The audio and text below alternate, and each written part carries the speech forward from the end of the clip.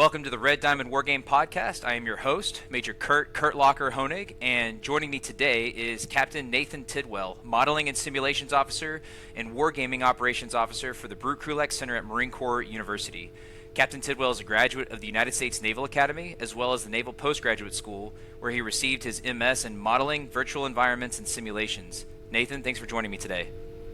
Thank you. Glad to be here.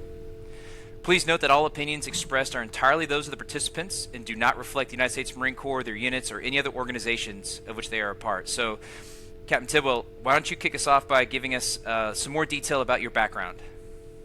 Sure. So, like you said, coming out of the Naval Academy, I went to TBS. Primary MOS is infantry, so I did my platoon commander time at 3rd Light Armor Reconnaissance Battalion out in 29 Palms, did 2 deployments to the Pacific, and following that, was selected for Naval Post Graduate School via the Commandant's Career Level Education Board, or CCLEB for short. Was selected for the, as you said, the Modeling Virtual Environment Simulations, or MOVES program. It's kind of a mouthful. The MOVES program, did some research there regarding wargaming and specifically AI, reinforcement learning particularly, and then received orders to Marine Corps University, where I've been the Modeling Simulations Officer here for just over a year. Awesome, outstanding. Can you tell us a little more about the work you did at Naval Post Graduate School? So it's MOVES, but your focus was on artificial intelligence and wargaming. What did your studies focus on? Right, so I think, MOVES is a very, very broad umbrella because as an S officer, modeling simulation officer, there's a lot of different jobs you can do. And as opposed to the computer science track at Naval Post Graduate School, which allows you to specialize in AI or other types of specific computer science studies, we get a very mile wide, inch deep. So everyone has to learn AI, everyone has to learn virtual reality, augmented reality, extended reality, as well as your more bona fide M&S things like federating various simulations together, which we can talk about a little bit later. So I got exposure to all of those, but I decided to focus in on AI.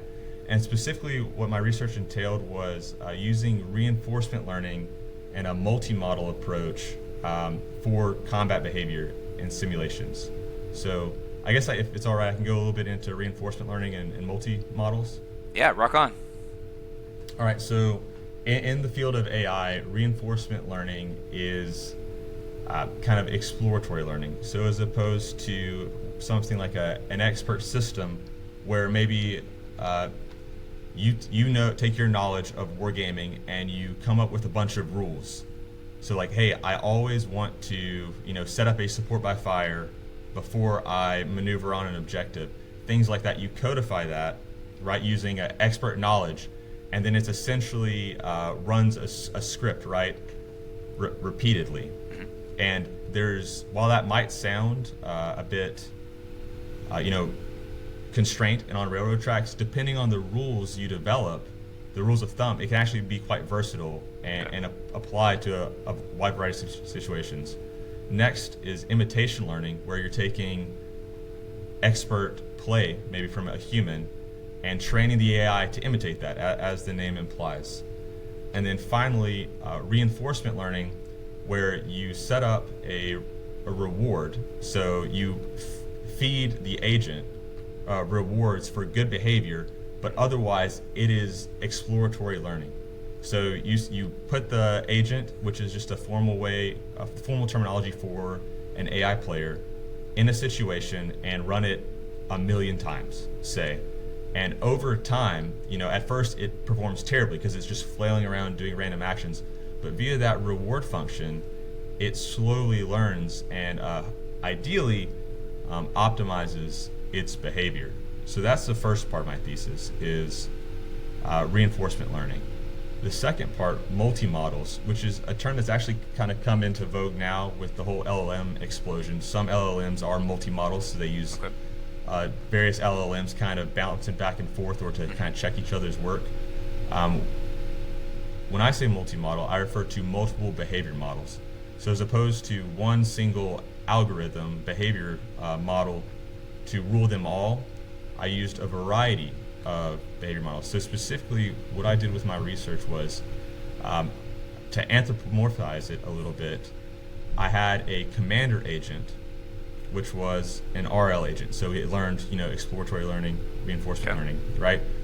And he was a regimental commander. And what he would do is using, trained via RL, he would assign different behavior models to his subordinate units, to the battalions, right? So there is a regimental level AI that is trained via RL, and he's assigning different behavior models, different missions, I guess you could think of it as, to his battalions. And those battalions then act on their own, and only through a certain number of time steps does he, the commander agent, have an opportunity to, update that behavior model.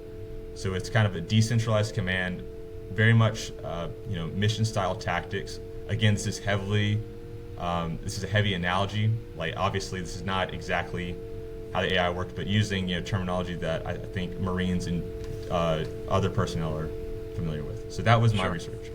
Wow, awesome. Can you tell us a little bit more about Naval Post Graduate School? Like, what was that learning environment like?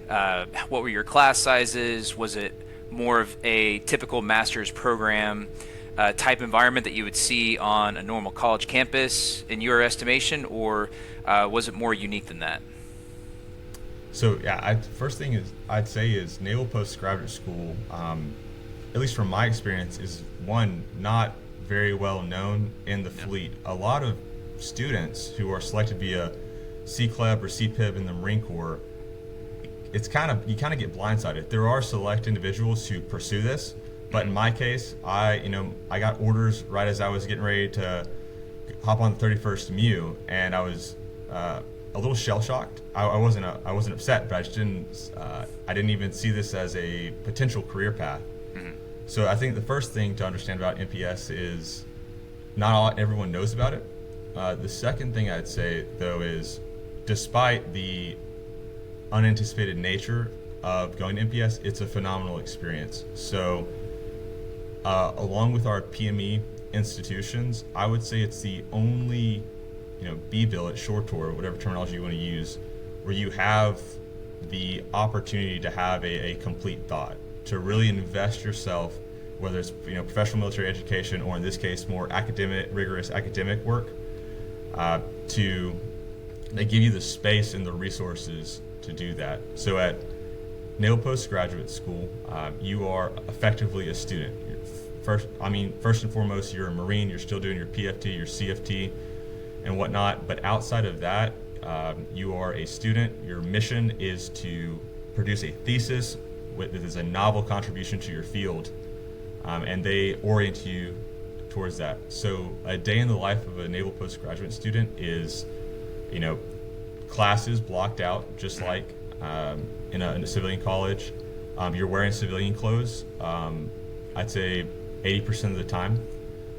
And just like other academic programs, you have a thesis advisor who keeps you on track. And there is a very wide exposure to academic resources, not only within NPS, but outside NPS. So it's not just the knowledge that they equip you with through your classes, but also resources. And so one thing I'd highlight, for instance, at least in the computer science and MOVES curriculum, is we have access to the Hamming high-performance computer, which made headlines recently, actually, because NVIDIA Jensen Huang donated a bunch of new, very top-line GPUs to Hamming. But talking about my research for RL, you're training that agent millions of steps, right? And so sure, I could have maybe done that on my dinky HP personal laptop, but I would not have been able to do any of my, essentially that laptop would have gone in a corner and I would not be able to use it for anything else. But with the resource like Hamming, it's cloud computing, right? So I can submit whatever job I want those nodes to perform, GPUs and CPUs. So I would I'd put all these software, all the programs I needed to train my agent onto Hamming, allocate a number of GPUs or CPUs or a combination of the two to that job, and then it would run it.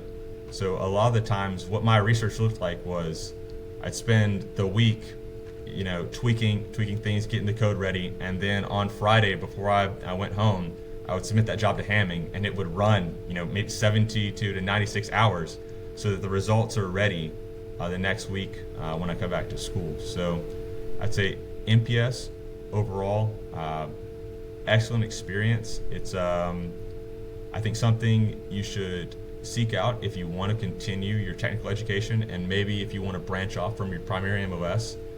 But I guess I would also offer a bit of a cautionary tale to those interested in NPS, that depending on your primary MOS's milestone billets and timeline, you might put that at a bit of risk. Now, there is stuff in the works with talent management to highlight and make NPS in your follow-on utilization tour more favorable in various boards' eyes. But for instance, as an infantry officer, it's a pretty wonky timeline for me to get back to the infantry in time for company command before picking up, say, major. Right. So again, like I said, I can't say anything but good. I can only say good things about Naval Post Graduate School, but just understanding that it is going to put you in an interesting career path. And I'd like to ask more about some of that pieces, but first, can you elaborate a little more on what the student body looks like? So it is the Naval Postgraduate School. So are we looking at sailors and Marines, or is this a very joint opportunity where you see military, all across the military, students learning these different subjects? Absolutely, yes. So it's absolutely a joint effort institution. So yes, you see Navy and Navy sailors and Marines there, but every other branch, as well as international students and civilians. So certain programs bring in GSs. So it's not the student body is purple and international in that sense. So for instance, in my program of moves, we had several Marines, several Army FA-57s, which is their simulation officers, as well as Korean students and a couple of Mexican students, one from the Mexican Army, one from the Mexican Navy. So Nice. just within my cohort, a pretty diverse group. Yeah, very cool. And did you get to choose your course of study, or was that a part of your selection to Naval Postgraduate School? You were going to be studying modeling and simulation, and then you got to narrow your focus from there? Or was it, hey, you're going to Naval Postgraduate School, here's a menu of all the different things that you can choose from? Right. So like everything in the Marine Corps, you can, if you can submit preferences. Otherwise, ask, right? It's the needs of the Marine Corps. Okay. Right. Very cool. So if you're one of those people pursuing NPS and you get ahead of the curve, you can apply to certain programs. Okay. But if you maybe weren't looking out for NPS and you get CCLEB'd, ultimately, no matter what, you can submit your preferences, but the Marine Corps has a number of 88XX slots, so all the different NPS MOSs that have to be filled, and those will be created, again, via the needs of the Marine Corps. So I was assigned moves because, like I said, I wasn't really tracking NPS. But once I got there, the latitude you have is in your research. So Awesome. Say you get selected for applied math out of the blue. You show up, you get some time, you get some exposure generally in the first year to all that department has to offer, but then you get to pick your research. So that's the real freedom, I would say, is in the research. And I mean, that's the bulk of the work at NPS, is going to be that thesis that you ultimately have to publish. So not much latitude in terms of the program you were assigned, but free reign in terms of what you actually devote most of your time at NPS to, research-wise. All right. Very cool. And so now I'm assuming, because you get to work with Tim Barrick and his team, that you're jumping for joy that you got selected for modeling and simulation for moves. Absolutely. So yes, there is a wide variety of billets you can end up with as an M&S officer. I'm actually the first M&S officer here at Marine Corps University, so Awesome. Very, very happy to end up here, particularly in the wargaming space. I was lucky in that my thesis and my B-billet, coincided with a wargaming focused thesis and a wargaming focused utilization tour following. That's not always the case because there's only so many wargaming billets in the Marine Corps, particularly for M&S. So I think maybe now what I could talk about is the different tracks M&S or the different billets M&S officers could end up. Yeah, would love to hear about where an M&S officer could wind up throughout the fleet. Mm-hmm. Right. So so I'm one of one at EDCOM, aka Marine Corps University, but at McQuill Marine Corps Warfighting Lab, there's a wargaming division there. They have an M&S officer, and then McQuill is actually a pretty large organization, and I think they have at least two in other divisions. So just talking main side Quantico, you could end up at MCU, you could end up at McQuill, MSTP, and also it's more acquisitions focused billet, but it's escaping me at the moment.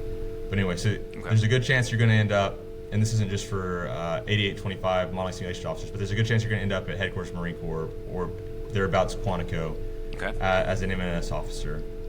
But that's your training education kind of focused billets, and also capabilities development and whatnot.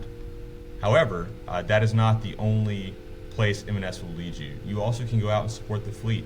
So every MEF has an M&S officer, as well as the EWTG PAC and LANT. Okay. So for training staffs, there are also a few other ones at lower echelons. So I believe not all three divisions, but a couple divisions also have M&S officers. Okay. And where you go very much determines what you're going to do.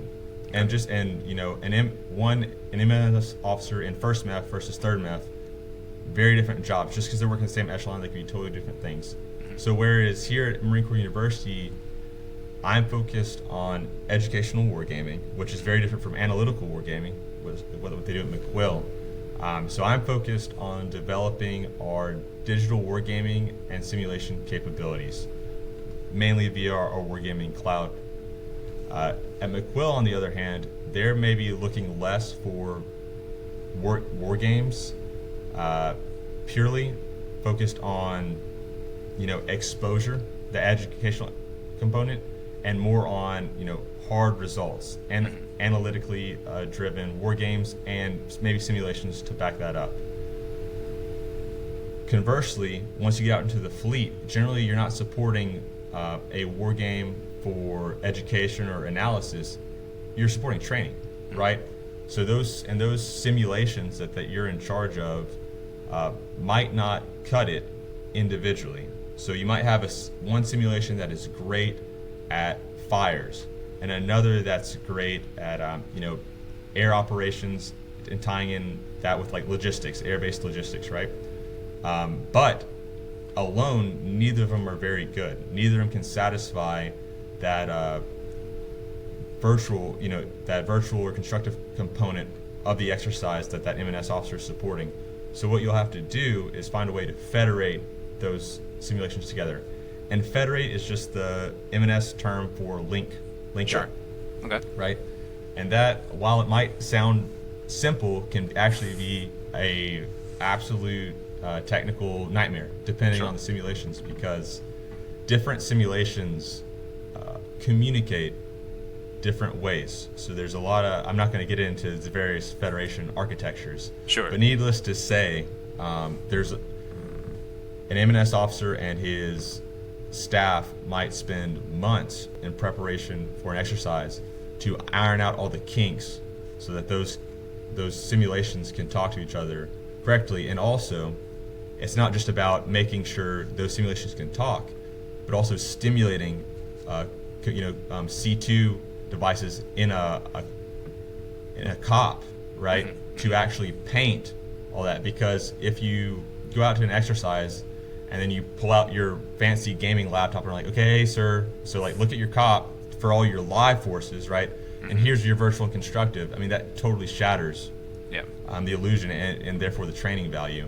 So it's not only hooking up those simulations together, but also hooking up those simulations with the gear in the field, so that it's a seamless merging with the greater exercise. So those are just a few ways that M&S officers can be employed. Yeah. Yeah, absolutely. And it sounds like an incredibly valuable asset just in terms of allowing some of these different high-level commanders. So we're talking about MEFs. Do you know if, like, we're talking combatant commands like I've heard J9 a lot of times will be used as like a wargaming or like a futures directorate type position. Have you heard or know of any M&S officers that have found their way under one of those categories, like a combatant command level? So in the Marine Corps, I cannot say for certain, but the Army, per usual, is a lot larger, and they have a lot more fleshed out task core commands and whatnot. They're FA-57, so I am very confident. That there's a FA-57 simulation officer running around somewhere at the J9, where M&S officers are beginning to have more and more influence, at least from my perspective, is with the J7, because wargaming is becoming more and more attractive modality for training and education. Okay. So we've put on several J7 summer camps here at Marine Corps University, and we devote, if not 2 full days to wargaming, because there's really a strong wargaming insurgency, and I believe that the Marine Corps and Marine Corps University started it, that is spreading throughout the services. Yep, I believe it, and definitely something that all the modeling and simulation officers out there in the fleet are going to be not only the beneficiaries, but also big proponents of that insurgency, getting staffs to practice via wargaming their actual roles, so that the first time, isn't a scripted training environment. It is a real decision forcing environment, which we on this podcast understand wargaming really does deliver. So that's excellent to hear that it's going out there. Do you have good relationships with some of the other M&S officers that are throughout the fleet? Is that something that MPS has enabled you to have, or is that an effort to grow the old group chat that says, hey, this is what 1MEF is doing, this is what 3MEF is doing? So I'd say that's absolutely another thing invaluable coming out of MPS is the network you have, because I regularly reach out either from McQuill, because a lot of the time, just because it's an analytical war game, it might use the same tools for different ends. So constantly in contact with McQuill in regard to, hey, what wargaming tools or capabilities are you using, and vice versa. We reach out to them, and then particularly the wargaming cloud has become very popular with the EWTG Lant. The M&S officer there, Major Oblak, he's started to reach out because they are trying to explore various wargame capabilities to bolster their curriculum, because, kind of to your earlier point, there's a lot of planning in the curriculum, but there's not, you can only do so much, turning the map around, but to actually wargame that plan and poke holes in it is something that they're very much interested in. And so we've seen an uptick in wargaming activity from EWTG Lant with that. And then there's also within the greater M&S network, just problem solving, right? Because it's a pretty niche community, and while it might be MCU's first time dealing with a certain cloud technology issue, or just a greater simulation federation kind of problem, like someone else has either tackled that problem before or is also working on it. So it's great to have a network of fellow M&S professionals to draw knowledge from. Awesome. Outstanding. And then you'd already made a reference to this, but can you provide some insight into what platforms modeling simulation is using? Like, what technology are they using to create their simulations and create their war games? Absolutely. So, I mean, here at MCU, we're definitely a little bit more on the commercial side. Mm-hmm. So, using our partners in industry for primarily digital war games in the cloud. We also have a huge library of tabletop war games that are usually available in Gray Research Center, but right now it's being renovated. So, unfortunately, we can't have anyone check them out at the moment. But to your point, in the fleet greater, one of a legacy simulation that is still in use today is MTWAS, which is like made by the Marine Corps for the Marine Corps, a simulation capability. And if you've ever seen MTWAS, it's not like the most high speed, modern looking simulation, but the value is when they were designing MTWAS, they had kept in mind existing simulation capabilities in the other services, such as the Army or the Air Force, to be able to hook those up. So as opposed to designing it in a box all alone, thinking like, hey, this is the perfect solution for the Marine Corps, and then saying, oh man, like this is going to be a nightmare to hook these up. The beauty of MTWAS is it was designed with Federation in mind. Kind of expanding outside the Marine Corps, the Air Force loves AFSIM. Okay. AFSIM is, and it's not just good for aircraft, it's good for missiles and other things. And the nice thing about AFSIM is you can define your own models, which you can do this in many simulations, but AFSIM particularly is really good in uploading your own models. So say they want to take a simulation from the unclass level to up to they're using actual TS models. AFSIM makes that fairly simple. Command PE, actually, which is Command Professional Edition, which is technically is commercially available, is also gained a lot of traction in the Air Force, particularly with AFRL, the Air Force Research Lab. They like Command PE, and it's great because you can also, with Lewis scripting, like I said, inject your own models at whatever classification you want. Where I am not as well versed is Navy M&S. Okay. So whereas I mentioned my moves cohort, we had Army, we had Marines. The Navy, this is a bit of a generalization, they primarily actually contract out their M&S.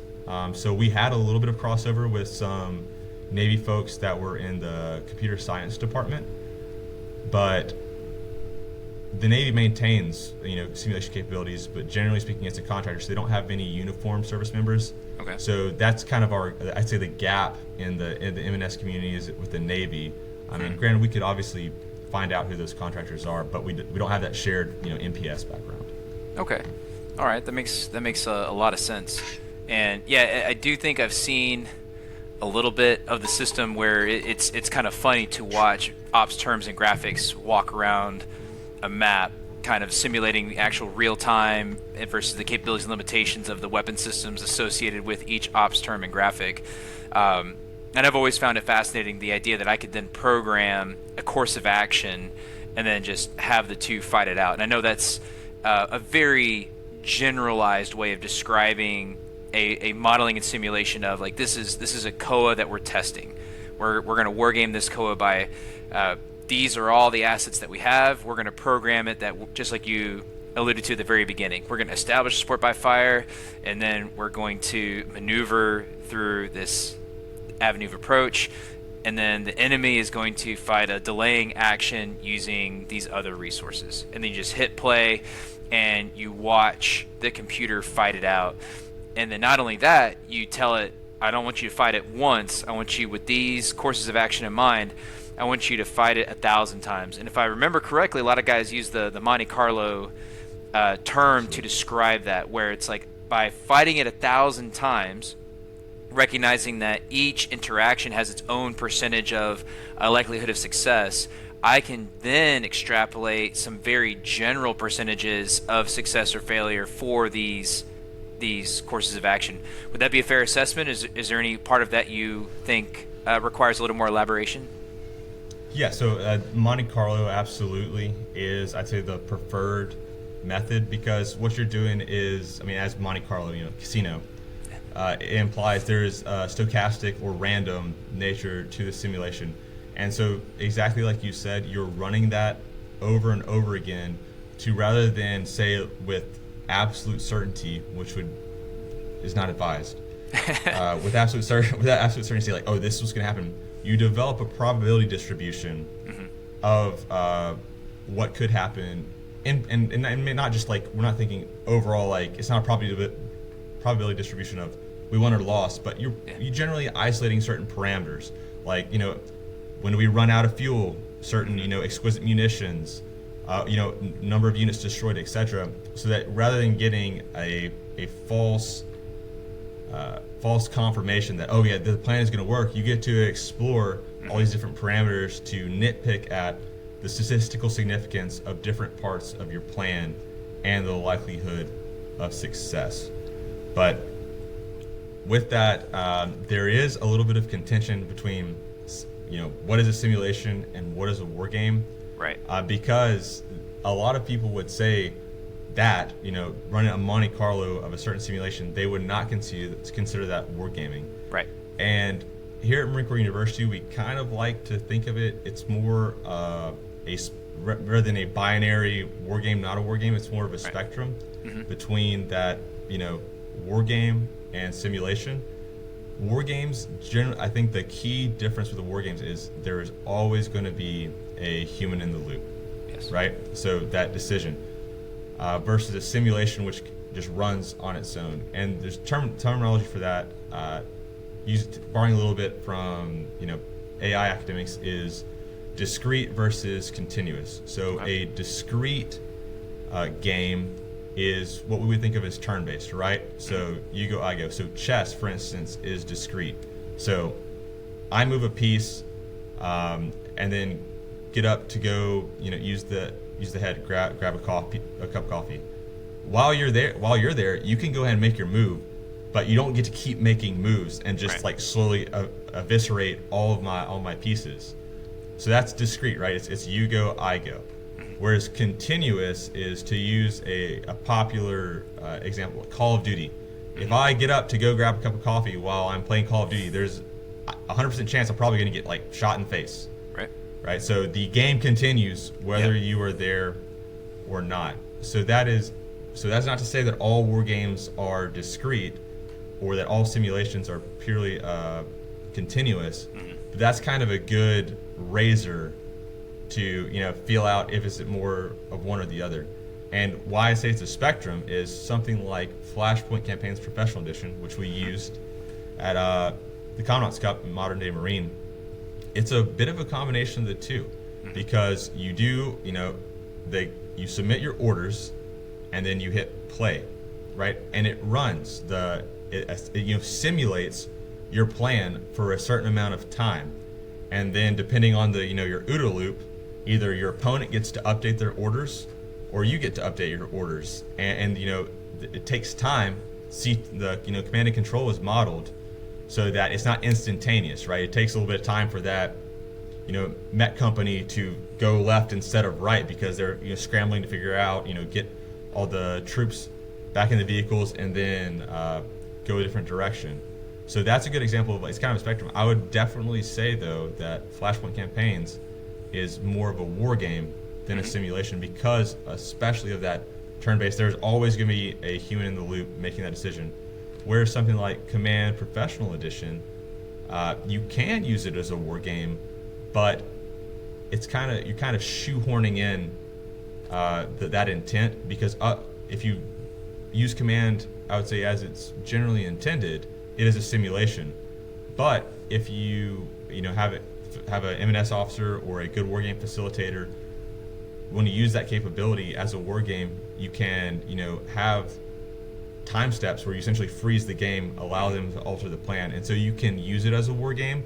But again, it's the reason we at Marine Corps University use our wargaming cloud and our wargaming library is, rather than invest in a single capability, and hope it'll cover all our bases. We believe in, the right tool for the right job. So we maintain a portfolio of war games because some are really good at some things, but also terrible at others. Sure. And we're lucky enough to have that versatility. No, I think that's a fantastic explanation of that balance, that spectrum like you're describing, modeling and simulation versus war games. The two don't have to fight each other. They can grow together to achieve whatever that objective is.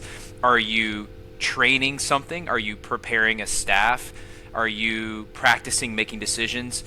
Any one of those, you have a way to use either modeling simulation or wargaming, or even better, some form of both. And I do, having played Flashpoint campaigns at Modern Day Marine, I will tell you it is a very dynamic approach to both. And I think it's fascinating that we get to have a game like that.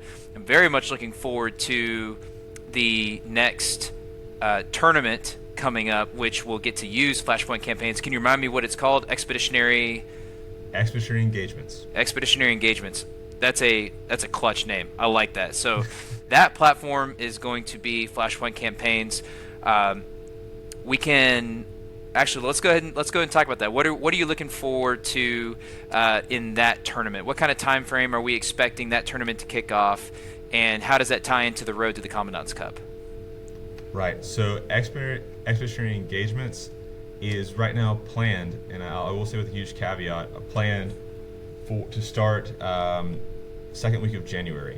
Okay. Now, why I say planned is due to the lapse in appropriations, we've had to become very flexible with our tournament timelines because a lot of people are either not on the net at all or very infrequently on the net, and we want to maximize participation because, as you very well know, the Commandant's Cup obviously is geared towards Marines, but this is a joint competition, and this is a international competition with all our allies, right? So we want to, even at the cost of time and adjusting, we want to ensure that we maximize participation with the joint force and with our allies, because at the end of the day, Commandant's Cup, what that's about is bringing together the best war gamers from across the world to compete. And if a country or a service doesn't have the opportunity to field a team because a government shutdown, we really want to avoid that.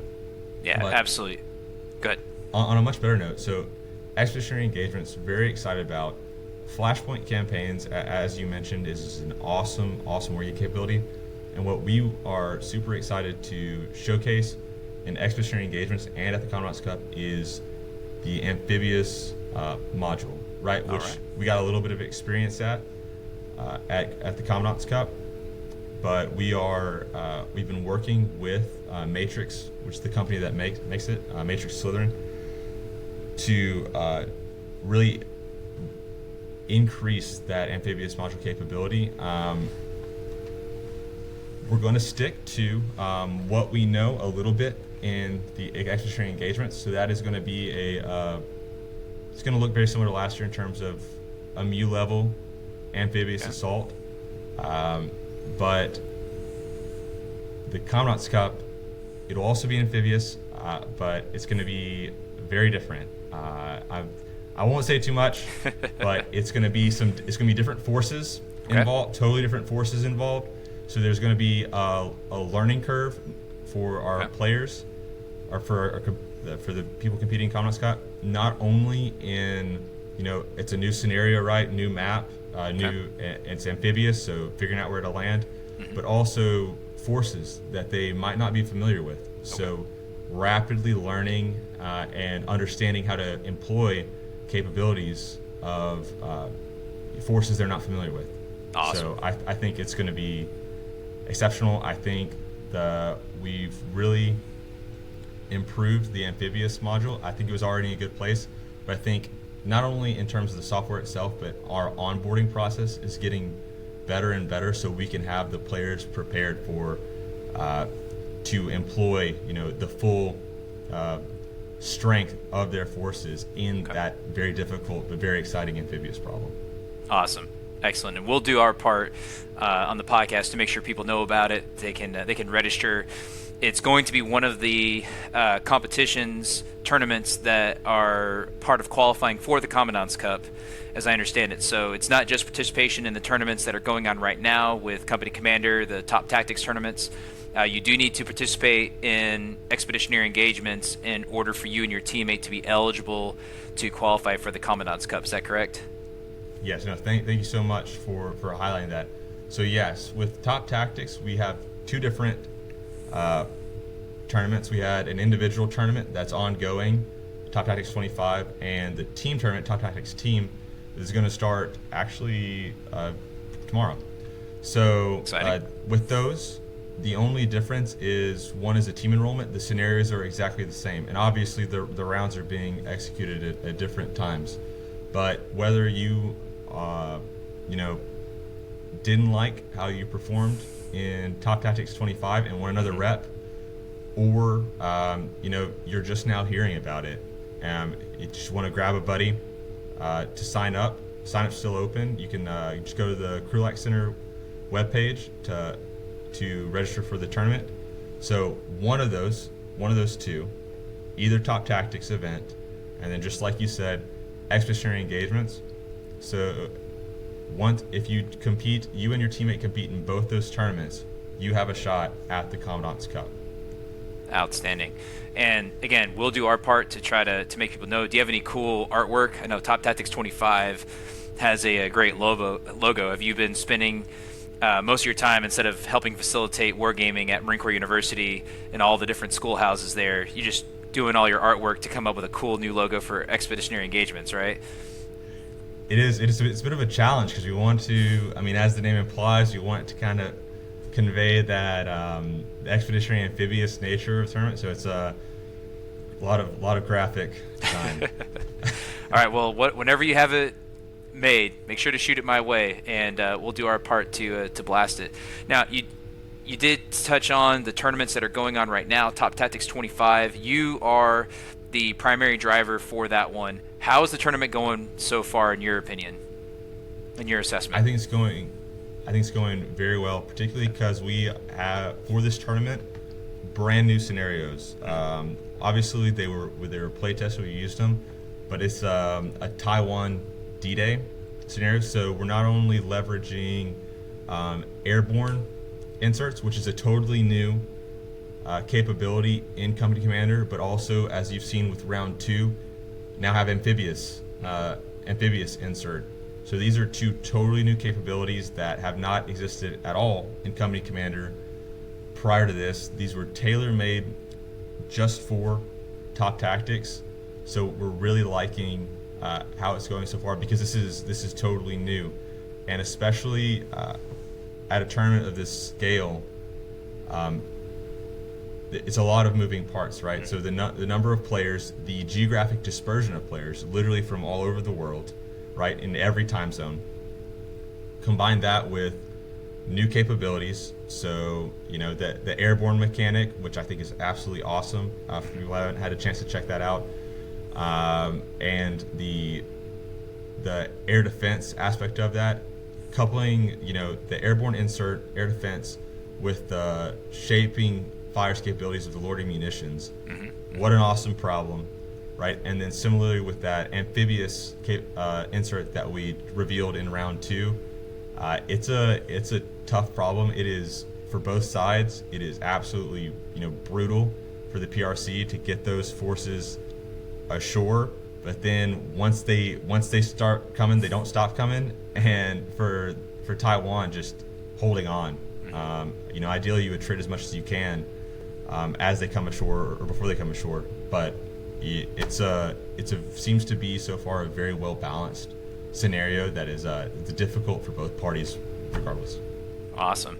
How has it been working with Hex War in building these scenarios and then seeing as the scenarios progress opportunities to improve the interface in the game itself? Oh yeah, Hex War has been extremely responsive. If for our players in Top Tactics, you've probably seen Keith, who is kind of the lead designer for Company Commander. He's very active.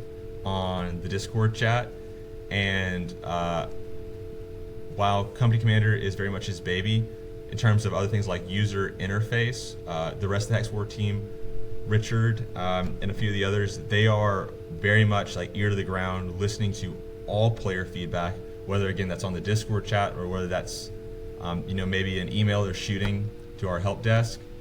They're tracking all of that and they're making improvements. And so that's one thing. While I did say that the scenarios are the same, they have been improving the UI or maybe the instructions to make it even more apparent for players how some of these new mechanics work. So you will, if you play both Top Tactics 25 and Top Tactics 25 team, you might see a slight improvement in terms of UI or the instructional material built into the game. So again, scenarios remain the same, but yes, Hex War they're phenomenal. Code Wizards phenomenal to work with, super responsive and super invested in the success of not only this tournament but also Commandant's Cup. Yeah, outstanding. Has there been any challenges with players? I'm recently started a non-tournament match with Tim because he had indicated that his opponent had fallen out in round 1, so he hasn't actually had a chance to play through the airport scenario. And so I figured, well, gosh, I mean, Tim, I know you're spending all your time building new games in your basement, but if he actually wants the opportunity to work through that airport scenario, then I'll play him. And so he and I are doing that a little bit. Have you seen some issues there where players aren't getting their turns in on time or have dropped out completely? Yes, so I'd say attrition, unfortunately, in my experience, is to be expected with a tournament of this size. And it's not all apathy. Some of it is technical issues. So the Wargaming Cloud is, as far as I'm aware of, the only of its kind. So this is a novel capability within the entire joint force.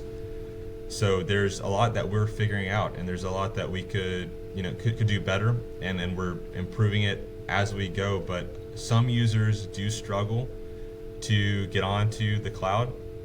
Despite their best efforts. Some of that is, rather than using a personal device, they prefer a government laptop. Sure. For our Marines, it is possible, but it's going to be some additional hurdles.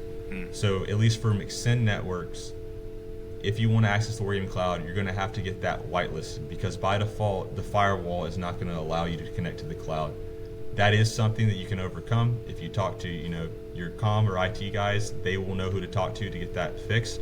Okay. But we highly recommend you use your personal device, because 1, it's going to be more accessible to you. You can use it off base. 2, you can use whatever you want. You can hook up your high-speed gaming mouse instead of that dinosaur mouse that's been in the office since the 80s. And then 3, again, just to reiterate, like the security, like it's a lot easier to update the security and of your personal device and continue using all your applications and whatnot, as opposed to the mandatory security updates with a government laptop.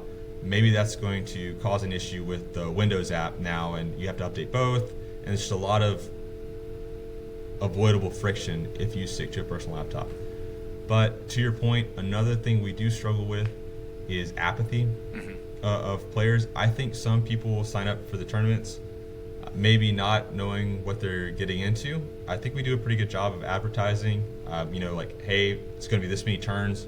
Turns generally take this long. We make sure to put that in all our admins and announcements. But I think some people don't realize the time investment, or frankly, the cognitive requirement. Yeah. Like this is not a game where you just get on and click randomly around and submit your turn. If you want to succeed, there are some very, very capable, like yourself, very capable players out there that are determined to win and invested.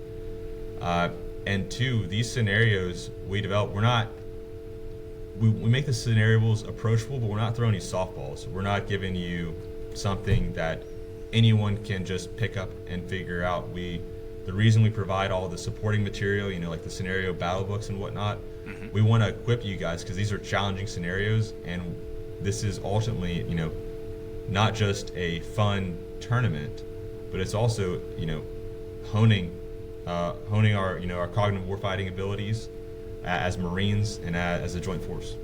Yeah, absolutely. And I do think the scenarios are going a long way there. It is the thing that I like the most about it is that there is no obvious right answer. And I think that is exactly what you guys were going for. It has been mission accomplished. I'm very excited to see what's coming up in round 3. I know Tim gave us a little bit of an insight into kind of a combination of factors. We're thinking about both air and sea forces coming ashore, so it's definitely going to be a challenge.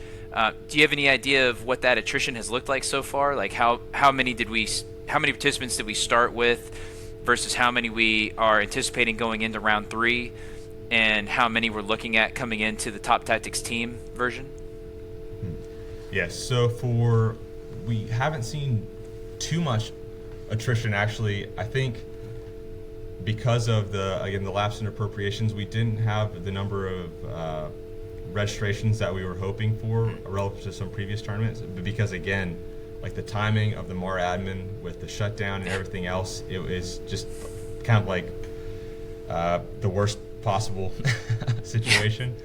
But we have a pretty consistent pool of a little over 200 players that I think we will maintain through all 3 rounds. For Top Tactics team, I'd have to check to see where we're at, but I think we have about 50 teams registered right now. Okay. And our hope with the team aspect is, to our earlier point on, people maybe dropping out with a teammate, you're at that point, you're not just letting down yourself, you're letting down your teammate. So we're hoping that with the team construct, we'll be able to maintain those, 50 teams for all 3 rounds without any attrition. Awesome. I like that. All right, so we've talked about Top Tactics, we've talked about expeditionary engagements coming up. Is there anything else on the road to the Commandant's Cup that we want to highlight or bring to the audience's attention? I'll say is, even if you're not 100% sold on the Commandant's Cup, you can still participate in these tournaments, right? So these are invitational wargaming tournaments open to, like I said, all service members, whether you're in the U.S. military or allied military. And also, while you won't have a shot at the Commandant's Cup, we open this up to others, GSs and contractors affiliated with the Marine Corps. Basically, all you need to register is a US.mil account. Okay. And we're more than happy to have you compete in the tournament because, again, we want to hone our cognitive warfighting as a complete force. And so that's not just our uniformed service members, but also, just gaining familiarity with capabilities, understanding, maneuver warfare or any type of warfare to a greater extent. That is valuable not just to our service members in uniform, but all of our team. No, that makes a lot of sense. Are you currently playing in the Top Tactics 25, or are you on the outside looking in as the games master for this one? I am on the outside looking in. All right. So facilitating the tournament is as I got to play test. So I do a lot of play testing. So I play all the scenarios before the tournament starts.